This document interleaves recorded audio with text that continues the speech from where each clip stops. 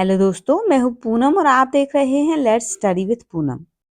चलिए आज एक सफर पर चलते हैं, जो सफर हमें ले जाएगा असम की हरी भरी मनमोहक वादियों में। वहाँ जहाँ बोडो समुदाय की एक कला बसती है और वो कला है बागुरुम्बा डांस।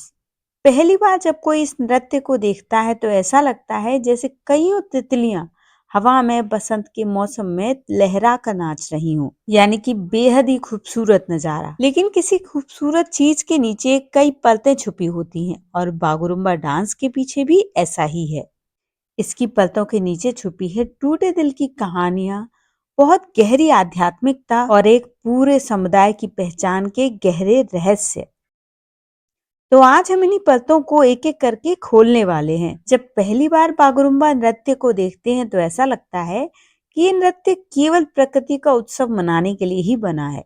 बागुरुम्बा असम के पारंपरिक लोगों का एक लोक नृत्य है और ये समझना बिल्कुल भी मुश्किल नहीं है कि इसे तितली नृत्य या बटरफ्लाई डांस क्यों कहा जाता है। इसके सारे मूवमेंट, जिनमें हाथों का धीरे धीरे ऊपर उठना और कोमलता के साथ धीरे धीरे हवा में लहराना, सब कुछ एक तितली की गति के समान है।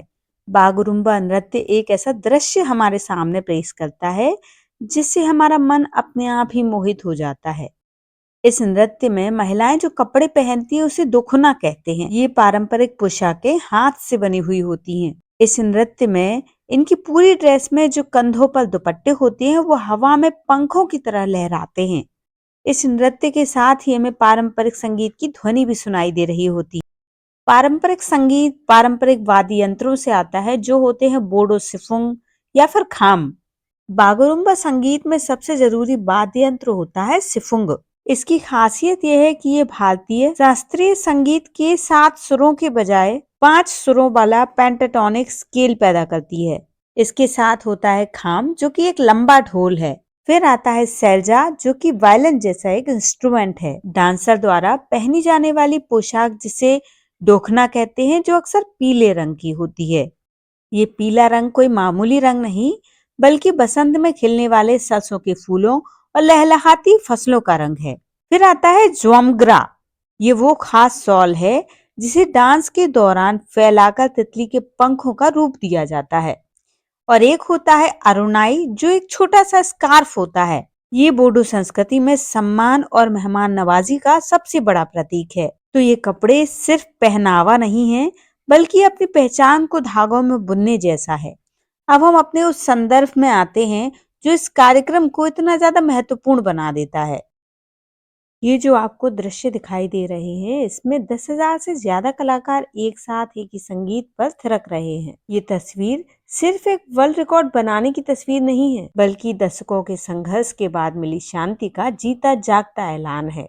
ये हाशिए पर रखी गई एक संस्कृति का मेन स्ट्रीम में एक बहुत ही सुंदर आगमन है। गुवाहाटी के सरुसजई स्टेडियम स्पोर्ट्स कॉम्प्लेक्स में एक साथ एक समय पर 10,000 से ज्यादा कलाकारों ने बागुरुम्बा नृत्य प्रस्तुत किया। हाँ, इसका एक सीधा मकसद तो गिनीज वर्ल्ड रिकॉर्ड बनाना है, लेकिन ये नंबर सिर्फ रिकॉर्ड से कहीं ज्यादा बढ़कर है। ये बोडो संस्कृति की एकता, उनकी संगठन क्षमता और अपनी संस्कृति को, उनकी महत्वाकांक्षा को दिखाता है। गिनीज वर्ल्ड रिकॉर्ड तो सिर्फ एक हेडलाइन है। असल में ये कार्यक्रम 2020 में हुए शांति समझौते की सफलता का एक जीता जागता सबूत है। ये दुनिया को दिखाता है कि देखिए, शांति समझौते काम करते हैं। ये दशकों के संघर्ष और अनिश्चितता के साथ बोडो समुदाय के बढ़ते हुए आत्मविश्वास को दिखाता है। और इसमें सबसे जरूरी बात यह है कि ये बोडो संस्कृति को पूरे भारत और असम की मुख्य धारा में शामिल करने का एक बहुत ही सोचा समझा प्रयास है। तो दोस्तों, आज का हमारा बागुरुम्बा नृत्य पर बना ये वीडियो आपको कैसा लगा, कमेंट करके जरूर बताइए।